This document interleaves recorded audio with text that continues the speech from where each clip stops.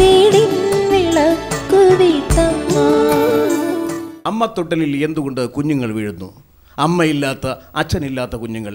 ഇതിൻ്റെ സാഹചര്യത്തെക്കുറിച്ച് അന്വേഷിക്കലായിരുന്നു തിരുവനന്തപുരം സോപാനം തിയേറ്റേഴ്സിൻ്റെ അമ്മത്തൊട്ടിൽ എന്ന നാടകം. അതിപ്രശസ്തമായി അവതരിപ്പിച്ചതാണത്. ഫ്രാൻസിസ് ടി മാവേലിക്കർ എഴുതിയ നാടകം. ഇങ്ങനെ ഒരു വിഷയം വേണം എന്ന് ആലോചിച്ചു ഞാനും നാടകൃത്തും കൂടെ. അങ്ങനെയാണ് അത്തരം ഒരു നാടകം ഉണ്ടായത്. സഫ്ദർ ഹാഷ്മിയുടെ പ്രവർത്തനങ്ങളെ നാടകമാക്കുന്നു. സഫ്ദർ ഹാഷ്മി എന്തുകൊണ്ട് അടിയേറ്റ് തെരുവിൽ വീണു? അദ്ദേഹത്തിൻ്റെ ഭാര്യ മാലശ്രീയാണ് പിന്നെ അന്ന് തന്നെ ആ വേഷം അഭിനയിച്ച് തീർത്തത്.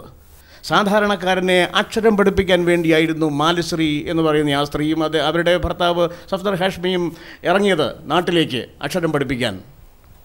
അത്തരം വിഷയങ്ങളാണ് ഞങ്ങൾ നാടകത്തിലൂടെ പറയുന്നത്. ഇന്നും പറഞ്ഞുകൊണ്ടിരിക്കുന്നത് അത് തന്നെയാണ്. വീട്ടിലെ പെൺകുട്ടി, പ്രായപൂർത്തിയായ പെൺകുട്ടി, വീട്ടിലെ ടൈം ബോംബാണ്.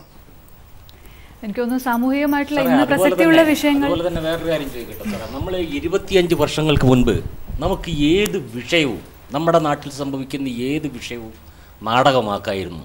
ഇന്ന് പറ്റുന്നുണ്ടോ അത്? ഇല്ല. വർഷങ്ങൾക്ക് മുൻപ് ശ്രീ തോപ്പിൽ ഫാസി അശ്വമേധം എന്ന നാടകം എഴുതി കുഷ്ഠരോഗികളുടെ കഥ പറഞ്ഞു. നമുക്ക് ഇന്നത്തെ ഏറ്റവും മാരകമായ രോഗത്തെക്കുറിച്ചൊരു കഥ പറയാൻ പറ്റുന്നു അതുപോലെ അരങ്ങില? പറ്റില്ല. എയ്ഡ്സിനെ കുറിച്ചൊക്കെ ഡോക്യുമെന്ററി ചെയ്യാം, സിനിമ ചെയ്യാൻ പറ്റില്ല, ഒരു നാടകം ചെയ്യാൻ പറ്റില്ല. കാരണം അമ്മയും സഹോദരിയും ഭാര്യയും ഒക്കെ ഒരുമിച്ച് വന്നിരുന്ന് കാണുന്നിടത്ത് ഇത്രയും ജുഗുപ്സാവഹമായ ഒരു വിഷയത്തെക്കുറിച്ച് ചർച്ച ചെയ്യാൻ പറ്റില്ല. അതൊന്നും പണ്ട് ഇതെല്ലാം ചെയ്തിരുന്നു. പണ്ടത്തെ നാടകങ്ങൾ ഏതാണ് വിഷയമാക്കാതെ? ഇപ്പോൾ രാഷ്ട്രീയം പറയാൻ പറ്റില്ല. രാഷ്ട്രീയം മാറാട് സംഭവം നല്ല അരങ്ങിലേക്ക് നമുക്ക് കൊണ്ടുവരാൻ പറ്റുന്നു. രാഷ്ട്രീയം പറയാൻ പറ്റുന്ന നാടകങ്ങൾ മത്സരവേദിയിലേക്ക് ചെന്നെത്തുന്നില്ല. എനിക്കൊന്നും മറ്റേത് രംഗത്തെയും പോലെ പലപ്പോഴും രാഷ്ട്രീയവും മതവും ഒക്കെ തന്നെയാണ് ഇവിടെയും ഒരു പ്രതിസന്ധിക്ക് കാരണമാകുന്നത്. നല്ല നാടകങ്ങൾ ഏറ്റവും ഒരു സംഭവം പറഞ്ഞാൽ ഒരു കാര്യം പറഞ്ഞോട്ടെ, നാടകത്തിനെ എന്തെങ്കിലും ചെയ്യാൻ കഴിയും. 30 വർഷം ഒരു പെൺകുട്ടി ഡാൻസ് കളിച്ചാലും ഒരു കാര്യം മനസ്സിലാവും, പെണ്ണ് സുന്ദരിയാണെന്നല്ലാതെ ഒരു കാര്യവും സമൂഹത്തിന് പകർന്നു കൊടുക്കാൻ കഴിയില്ല. നാടകത്തിനെ എന്തെങ്കിലും സാമൂഹികമായ നന്മയ്ക്ക് വേണ്ടി എന്തെങ്കിലും ചെയ്യാൻ അടിസ്ഥാനപരമായിട്ട് നാടകത്തിനെ കഴിയും. നാടകത്തിന് ചെയ്യാൻ കഴിയും എന്നുള്ള വിശ്വാസമുണ്ട്. അപ്പം നാടകം കൊണ്ട് എങ്ങനെ അത് ചെയ്യാം എന്നുള്ളതിനെ കുറിച്ച് നമുക്ക് ചർച്ചയിലൂടെ വരാം. ഇത്തരത്തിലുള്ള എല്ലാ പ്രശ്നങ്ങളും നാടകത്തിൽ കൊണ്ടുവരാം എന്നാണ് എൻ്റെ അഭിപ്രായം.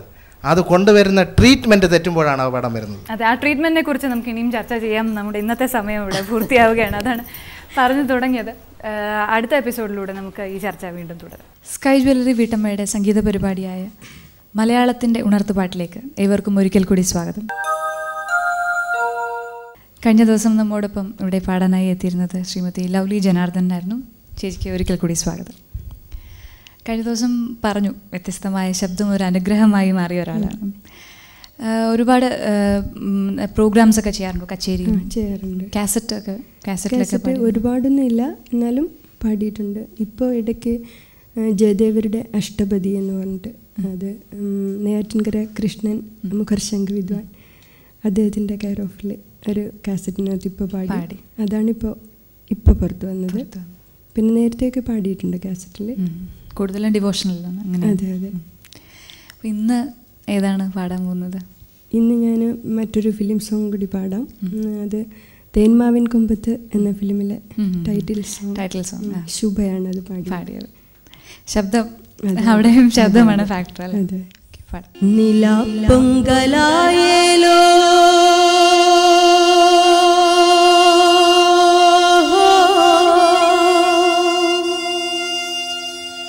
വാട നീ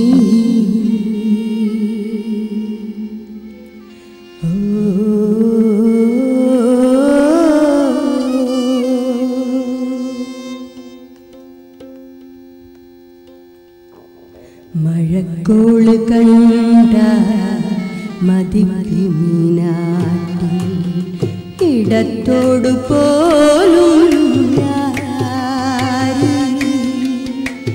കിളിപ്പാട്ട് കേന തൊളിക്ക് മീനാട്ടി കരിക്കാടി പോലും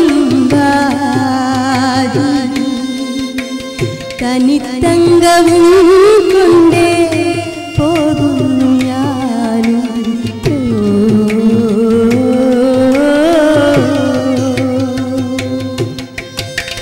നിലാപ്പൊങ്കലായേലോ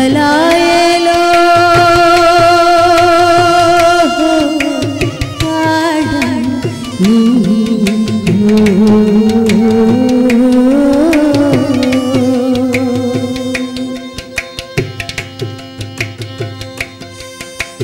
കുളം പൊച്ചമൂളും നടക്കൻ്റെ കാലേ വേഗം വഴിക്കണ്ണുമായി തിരക്കുന്നു എനിക്കിഷ്ടമേകും നാട് തണുപ്പോലുമാന നിങ്ങളും വായോ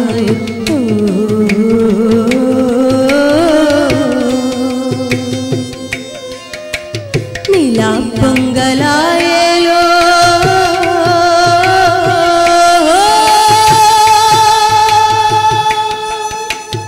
വാടി നീ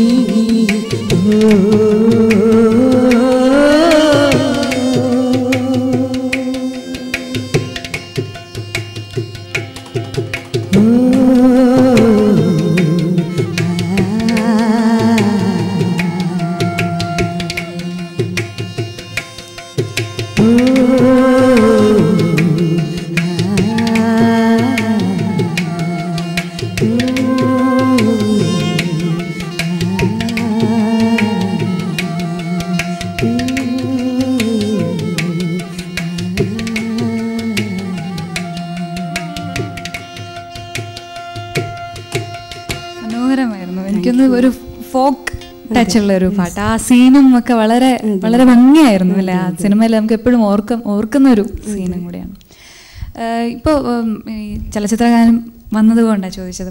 അതായത് ഈ അടുത്ത കാലത്താണ് വീണ്ടും ശബ്ദത്തിന് വലിയൊരു പ്രാമുഖ്യം നമ്മുടെ സിനിമാ ഗാനത്തിൽ നമ്മൾ അങ്ങനെ കൊടുക്കാതിരിക്കുന്നത്. അതായത് മുമ്പ് ഇടയ്ക്കൊരു നമുക്കൊരു ധാരണയുണ്ടായിരുന്നു, പ്രത്യേകിച്ചും മലയാളത്തിൽ സ്വീറ്റ് ശബ്ദമായിരിക്കണം, സോഫ്റ്റ് ആയിരിക്കണം അല്ലേ? അതുകൊണ്ട് കുറച്ച് ക്ലാസിക്കലിന് ചേരുന്ന ശബ്ദം അല്ലെങ്കിൽ കുറച്ച് കട്ടിയുള്ള വോയിസ് ആണെങ്കിൽ അവഗണിക്കപ്പെടാറുണ്ട്. അപ്പോൾ മറ്റ് ഭാഷകളെ കുറിച്ചൊക്കെ ചിന്തിച്ചിട്ടുണ്ട്, അങ്ങനെ പോകണം എന്ന് അങ്ങനെ എന്തെങ്കിലും താല്പര്യം തോന്നിയിട്ടുണ്ടോ? പിന്നണി സിനിമ പിന്നണിയിൽ വരണം ഇങ്ങനത്തെ ഈ ശബ്ദമായതുകൊണ്ട് ഇതിനകത്തുള്ള ഇങ്ങനത്തെ ശബ്ദത്തിന് ചേരുന്ന പാട്ട് പാടണമെന്ന് വലിയ ആഗ്രഹമാണ്. പക്ഷേ അതിനുള്ള സാഹചര്യം ഏതായാലും ഇതുപോലെയൊക്കെ പാട്ടുകളും വരുന്നുണ്ടല്ലോ മലയാളത്തിൽ. തമിഴിൽ കുറച്ചുകൂടെ ഇപ്പം അവർ വളരെ ഫ്ലെക്സിബിൾ ആണെന്ന് തോന്നുന്നു അല്ലേ? ഒരുപാട് പുതിയ ഗായകർ, തനി ക്ലാസിക്കൽ വളരെ ബേസ് സൗണ്ടുള്ള ഒരുപാട് ഗായകർ തമിഴിലുണ്ടെന്ന് തോന്നുന്നു. ഇഷ്ടമുള്ള പാട്ട് ഏതാണ്? ഇപ്പം പറയാൻ വലിയ ബുദ്ധിമുട്ടാണെന്ന് അറിയാം, എന്നാലും പെട്ടെന്ന് ആലോചിക്കുമ്പോൾ ഈ ശബ്ദത്തിന് ചേർന്ന അത് അങ്ങനെ നോക്കുമ്പോൾ കുറച്ചുകൂടെ സെലക്ട് ചെയ്യാൻ എളുപ്പമായിരിക്കുമല്ലോ. ഉഷാ ഉദുപ്പിൻ്റെയോ അല്ലെങ്കിൽ സരസ്വതിയുടെ ആ ഒരു സ്റ്റൈൽ ഓഫ് പാട്ടുകളുണ്ടല്ലോ, അതിൽ പെട്ടെന്ന് ഓർമ്മ വരുന്ന പാട്ടുകൾ? ഞാൻ ഫിലിം സോങ് ഞാനങ്ങനെ സാധാരണ പാടുന്നതല്ല. എനിക്ക് ഇങ്ങനത്തെ ശബ്ദം ആയതുകൊണ്ടാണ് എനിക്ക് പറ്റൂല എന്നൊരു തോന്നല്. ഇങ്ങനത്തെ ശബ്ദത്തിന് ചേരുന്നത് മാത്രമേ പറ്റുള്ളൂ എന്നാണ് എൻ്റെ തോന്നല്. അതുകൊണ്ട് തന്നെ അങ്ങനെയുള്ള ഇതൊന്നും ഞാൻ ശ്രദ്ധിക്കാറില്ല. ശുഭ പാടുന്നത്, അവർക്ക് പാടുന്നത് എനിക്ക് വളരെ ഇഷ്ടമാണ്. പിന്നെ ഞാൻ കച്ചേരിക്ക് ഇങ്ങനെ ഡിവോഷണലായിട്ടുള്ള കുറച്ച് സോങ്സൊക്കെ ലാസ്റ്റ് പാടാറുണ്ട്.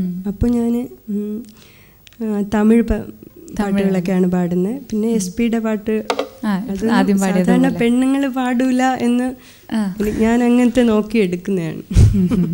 കുറച്ച് അതും വ്യത്യസ്തതയായിട്ട് പാട്ടുകളുടെ കാര്യത്തിൽ. അപ്പോൾ എങ്ങനെയാണ് റെസ്പോൺസ്? എങ്ങനെയാണ് എന്ന് വെച്ചാൽ കേൾവിക്കാർക്ക് ആദ്യം ഒരു കൗതുകമായിരിക്കും അല്ലേ? പിന്നെ എല്ലാവർക്കും ഇഷ്ടമാണ് ഇങ്ങനെ പാടുമ്പോൾ. എല്ലാവരും നല്ല പ്രോത്സാഹനം തരാറുണ്ട്. വീട്ടിൽ നേരത്തെ അച്ഛനായിരുന്നു. ചെറുതിലെ എല്ലാ പ്രോത്സാഹനങ്ങളും അച്ഛൻ തരുമായിരുന്നു. ഇപ്പം അച്ഛൻ മരിച്ചുപോയി. ഇപ്പം എൻ്റെ ഹസ്ബൻഡ് ഫിലിം ഫീൽഡിലെ ആർട്ട് ഡയറക്ടറാണ്, ജനാർദ്ദൻ. അദ്ദേഹത്തിന് ഭയങ്കര ആഗ്രഹമാണ്. അദ്ദേഹം നന്നായിട്ട് പാടും, എന്നെ പഠിപ്പിക്കുകയും ചെയ്യും. അദ്ദേഹം പാട്ട് പഠിച്ചിട്ടില്ല എങ്കിൽ കൂടി എന്നെയും പഠിപ്പിക്കും. പിന്നെ വളരെ ഇഷ്ടമാണ് പാട്ട്. എന്നെ എല്ലാവിധ പ്രോത്സാഹനങ്ങളും തരാറുണ്ട്. ഓക്കെ, ഏതായാലും ചേച്ചിയുടെ ഇനിയും നല്ല പാട്ടുകൾ നമുക്ക് ആസ്വദിക്കാം അടുത്ത എപ്പിസോഡുകൾ. മലയാളത്തിൻ്റെ ഉണർത്തുപാട്ടിൻ്റെ ഇന്നത്തെ എപ്പിസോഡ് ഇവിടെ പൂർത്തിയാകുന്നു. അടുത്ത എപ്പിസോഡിലും നമുക്ക് ലൗലി ചേച്ചിയുടെ കൂടുതൽ നല്ല ഗാനങ്ങൾ ആസ്വദിക്കാം.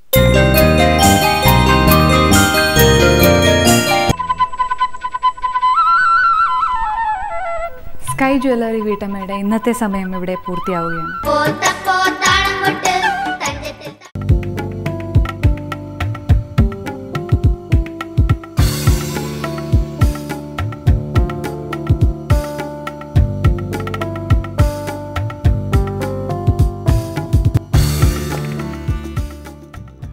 വിദ്യാഭ്യാസ മേഖലയിൽ ഒരുപാട് മാറ്റങ്ങൾ വന്നുകൊണ്ടിരിക്കുന്ന ഒരു കാലമാണിത്. ഗ്രേഡിംഗ് സമ്പ്രദായവും റാങ്ക് സിസ്റ്റം നിർത്തലാക്കിയതും ഒക്കെ നമ്മളെ സംബന്ധിച്ചിടത്തോളം പരിഷ്കാരങ്ങളെക്കാൾ ഉപരി വിവാദങ്ങളായി മാറിയ ഒരു കാഴ്ചയാണ് നമ്മൾ കണ്ടത്. ഏതായാലും ഈ പരിഷ്കാരങ്ങളൊക്കെ എത്രത്തോളം നല്ല രീതിയിൽ തന്നെ നടപ്പാക്കുന്നുണ്ട്, ആ നടപ്പാക്കലിലൂടെ എത്രത്തോളം മാറ്റം നമ്മുടെ വിദ്യാഭ്യാസ മേഖലയിൽ വരുന്നുണ്ട് എന്നുള്ളത് ഇന്നും ഒരു ചോദ്യമായി തന്നെ അവശേഷിക്കുന്നു. ഏതായാലും ഇന്നത്തെ വീട്ടമ്മ ഒരുക്കുന്ന വേദിയിൽ നമ്മൾ ചർച്ച ചെയ്യുന്നത് ഈ വിഷയം തന്നെയാണ്. ഗ്രേഡിംഗ് സമ്പ്രദായവും അതുമായി ബന്ധപ്പെട്ട വിവാദങ്ങളും ഒരുപാട് ചോദ്യങ്ങളുമൊക്കെ ഈ ചർച്ചയിലൂടെ കടന്നു വരാം. നമ്മുടെ ചർച്ചയിൽ ഇന്ന് നമ്മോടൊപ്പം അതിഥികളായി ഇവിടെ എത്തിയിട്ടുള്ളത് ഗവൺമെൻറ് സ്കൂൾ ടീച്ചേഴ്സ് യൂണിയൻ്റെ പ്രസിഡന്റ് ശ്രീ കെ വിക്രമൻ നായർ, അതുപോലെ കേരള സ്കൂൾ ടീച്ചേഴ്സ് അസോസിയേഷൻ്റെ സംസ്ഥാന എക്സിക്യൂട്ടീവ് അംഗമായ ശ്രീ എം ഷാജഹാൻ. നമ്മുടെ സദസ്സിൽ അധ്യാപകരുണ്ട്, ഹയർ സെക്കൻഡറി സ്കൂൾ തലത്തിലുള്ള പരീക്ഷകളിലും അതുപോലെ SSLCയിലുമൊക്കെ ഉന്നതമായ വിജയം നേടിയ 2 വിദ്യാർത്ഥിനികളുണ്ട്, മറ്റധ്യാപകരും അതുപോലെ ഒരു അമ്മയുമുണ്ട്, ഒരു രക്ഷകർത്താവുമുണ്ട്. ഏതായാലും ചർച്ചയിലേക്ക് കടക്കാം. സാറിനോട് ആദ്യമായി ചോദിക്കാം, ഈ ഒരു മാറ്റം ഗ്രേഡിംഗ് സമ്പ്രദായം ഇപ്പോൾ അതായത് നടപ്പാക്കി കഴിഞ്ഞിട്ടും വിവാദമായി തന്നെ നിലനിൽക്കുന്ന ഒരു കാര്യമാണ്. ഈ ഒരു മാറ്റത്തെ താങ്കൾ എങ്ങനെ കാണുന്നു? ഗ്രേഡിംഗ് സംവിധാനം നടപ്പിലാക്കി കഴിഞ്ഞിട്ടും വിവാദം നിലനിൽക്കുന്നത് തികച്ചും കഷ്ടമാണ്. തീർച്ചയായിട്ടും ഗ്രേഡിംഗ് സംവിധാനം വളരെയധികം ആശാവഹമായ ഒരു പുരോഗതി ആണ് ഈ രംഗത്തുണ്ടാക്കിയിട്ടുള്ളത് എന്നുള്ളതാണ് അധ്യാപക സംഘടനാ രംഗത്ത് പ്രവർത്തിക്കുന്ന ഞങ്ങളുടെയൊക്കെ പൊതു അഭിപ്രായം. ഇന്ത്യയിൽ ആദ്യമായിട്ട് ഗ്രേഡിംഗ് സംവിധാനം നടപ്പിലാക്കിയ സംസ്ഥാനം കേരളമാണെന്നുള്ള ഖ്യാതിയും നമുക്ക് നിലനിൽക്കുകയാണ്. നടപ്പിലാക്കിയപ്പോൾ ഒരു പുതിയ സംവിധാനം നടപ്പിലാക്കുമ്പോൾ സ്വാഭാവികമായിട്ടുണ്ടാകുന്ന പാകപ്പിഴകൾ അത് പലതരത്തിലും വന്നുപെട്ടതുകൊണ്ട്, അത് ക്വസ്റ്റ്യൻ പേപ്പർ ചോർച്ചയിലും ഒക്കെ വന്നുപെട്ടതുകൊണ്ട് സ്വാഭാവികമായിട്ടും കുറച്ച് ബുദ്ധിമുട്ടുകളൊക്കെ ഉണ്ടെങ്കിൽ തന്നെയും ഈ സംവിധാനം പ്രഖ്യാപിക്കുന്ന ആശയങ്ങളും കേരള മനസാക്ഷിക്ക് മാത്രമല്ല ഇന്ന് ഇന്ത്യൻ ജനസമൂഹത്തിന് തന്നെ, വിദ്യാഭ്യാസ അധ്യാപക സമൂഹത്തിന് തന്നെ ഒരു മാർഗദർശകമായി സംഭവിച്ചിട്ടുണ്ടെന്നുള്ളത് വളരെ വ്യക്തമാണ്. ഈ ഗ്രേഡിംഗ് സംവിധാനത്തിന്റെ നാളുകളിലേക്കുള്ള പ്രയാണത്തിൽ ദൂരവ്യാപകമായ നല്ല ഫലങ്ങൾ ഉളവാക്കും എന്ന കാര്യത്തിൽ ഞങ്ങൾക്കൊന്നും യാതൊരു അഭിപ്രായ വ്യത്യാസം ഇല്ല എന്നാണ് എനിക്ക് കാര്യത്തിൽ പറയാനുള്ളത്. സാറിൻ്റെ അഭിപ്രായം എന്ന് പറയാം. 1997 കേരളത്തിൽ ആരംഭിച്ച പാഠ്യപദ്ധതിയുടെ ഭാഗമായി നടക്കുന്ന മൂല്യനിർണ്ണയ രീതിയാണ് യഥാർത്ഥത്തിൽ നടപ്പിലാക്കിയത്. പെട്ടെന്നുണ്ടായ ഒരു പരീക്ഷാ സമ്പ്രദായത്തിലെ മാറ്റമല്ല. ഗ്രേഡിംഗ് സിസ്റ്റം നടപ്പിലാക്കുക എന്ന് പറയുന്ന ഒരു പുതിയ സംഭവവികാസമൊന്നുമല്ല. 1948-49 തന്നെ ഇക്കാര്യത്തെ സംബന്ധിച്ച് ഉന്നത വിദ്യാഭ്യാസ കമ്മീഷൻ നിർദ്ദേശം ഉന്നയിച്ചിട്ടുണ്ട്. 52-54 മുതലിയാർ കമ്മീഷൻ പരീക്ഷാ സമ്പ്രദായത്തിൽ മാറ്റം വരണമെന്ന് ആവശ്യപ്പെട്ടിട്ടുണ്ട്. 62-64 കാലഘട്ടത്തിൽ അന്നുണ്ടായിരുന്ന സമഗ്ര വിദ്യാഭ്യാസ കമ്മീഷനായിട്ടുള്ള കോത്താരി കമ്മീഷൻ അടിസ്ഥാനപരമായി മാറ്റത്തിന് പ്രചോദനം നൽകുന്ന നിർദ്ദേശങ്ങൾ വച്ചിട്ടുണ്ട്. 86 അന്നത്തെ ഹയർ സെക്കൻഡറി വിദ്യാഭ്യാസത്തിൻ്റെ കേന്ദ്ര ഗവൺമെൻറ്റിൻ്റെ കൗൺസിൽ ഇക്കാര്യം സംബന്ധിച്ച് നിർദ്ദേശം വച്ചിട്ടുണ്ട്. 87 നടപ്പിലാക്കിയ വിദ്യാഭ്യാസ രംഗത്തെ വലിയ മാറ്റങ്ങൾക്ക് തുടക്കം കുറിച്ചുകൊണ്ട് ഇന്ത്യയിൽ നടപ്പിലാക്കിയിട്ടുള്ള റിവാമ്പിംഗ് ഓഫ് എഡ്യൂക്കേഷൻ അല്ലെങ്കിൽ നാഷണൽ എഡ്യൂക്കേഷൻ പോളിസിയുടെ ഭാഗമായിട്ട് വന്ന പ്രധാനപ്പെട്ട നിർദ്ദേശങ്ങളിലൊന്ന് ഗ്രേഡിംഗ് സമ്പ്രദായം നടപ്പിലാക്കണം എന്നുള്ളതാണ്. അതുകൊണ്ട് തന്നെ വളരെ ശാസ്ത്രീയമായി ചർച്ച ചെയ്ത് രൂപീകരിച്ചിട്ടുള്ള വളരെ വർഷങ്ങൾക്ക് മുമ്പ് നടപ്പിലാക്കേണ്ട ഒരു പദ്ധതി വളരെ വൈകി നടപ്പിലാക്കി എന്നുള്ളതാണ് ഇതിനകത്ത് ഒരു പ്രധാനപ്പെട്ട സംഗതി. പഴയ രീതിയിലുള്ള പരീക്ഷാ സമ്പ്രദായത്തിൽ പ്രസക്തി നഷ്ടപ്പെട്ടപ്പോഴാണ്, പഴയ പാഠ്യപദ്ധതിക്ക് പ്രസക്തി നഷ്ടപ്പെട്ടപ്പോഴാണ് കേരളത്തെ പോലെ സംസ്ഥാനത്ത് വിദ്യാഭ്യാസ രംഗത്തൊരു മാറ്റത്തിന് വേണ്ടി ആഗ്രഹിച്ച ആളുകൾ കൂട്ടായി നടത്തിയ പരിശ്രമത്തിൻ്റെ ഫലമായിട്ടാണ് ഗ്രേഡിംഗ് സംവിധാനത്തിലേക്ക് ഒരു മാറ്റം വന്നത്.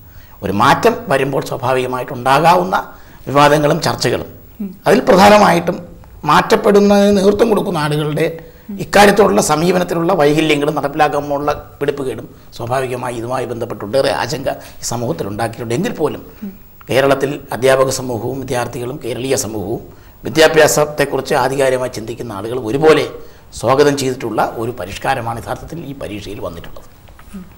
സാറ് പറഞ്ഞതുപോലെ ഒരുപാട് വൈകല്യങ്ങൾ അത് നടപ്പാക്കേണ്ടവരിൽ നിന്ന് വന്നു എന്ന് പറയുന്നു. പക്ഷേ പ്രായോഗികമായി ചിന്തിക്കുകയാണെങ്കിൽ നടപ്പിലാക്കേണ്ടവർ യഥാർത്ഥത്തിൽ അധ്യാപകർ തന്നെയല്ലേ? ഈ മാറ്റങ്ങൾ എന്ത് തന്നെയാണെങ്കിലും അധികാരികൾ അത് അനുശാസിക്കുന്ന എന്ത് മാറ്റവും നടപ്പിൽ വരുത്തേണ്ടത് അധ്യാപകർ തന്നെയാണ്.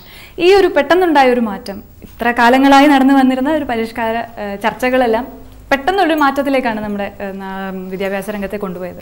ഈ ഒരു മാറ്റം എങ്ങനെയാണ് സ്കൂളിലെ രീതികളെയൊക്കെ ബാധിച്ചത്? നല്ല രീതിയിലാണോ അതോ എന്തെങ്കിലും ദോഷമുണ്ടായോ? അത് ഒരു ടീച്ചർ എന്നുള്ള നിലയിൽ കുട്ടികളുമായി നേരിട്ട് ബന്ധപ്പെടുന്ന ഒരാളാണ് ഞാൻ. ഇപ്പോൾ ഗ്രേഡിങ്ങിൻ്റെ ഒരു കടമ്പ കഴിയുകയും ചെയ്തു. മാർക്ക് ചോദിക്കരുത്, പറയരുത്, നോക്കരുത് എന്ന ഒരു രഹസ്യ അജണ്ട ഇതിൻ്റെ പിന്നിലുണ്ട്. ഇതൊക്കെയാണെങ്കിലും നമ്മൾ മാർക്ക് ഷീറ്റുണ്ട്, മാർക്ക് എഴുതുന്നുണ്ട്, അതിൻ്റെ കൂടെ നമ്മൾ ഗ്രേഡ് ഇടുന്നുണ്ട്. ഏറ്റവും ദയനീയമായിട്ട് തോന്നിയൊരവസ്ഥ ഞാൻ പറയാം.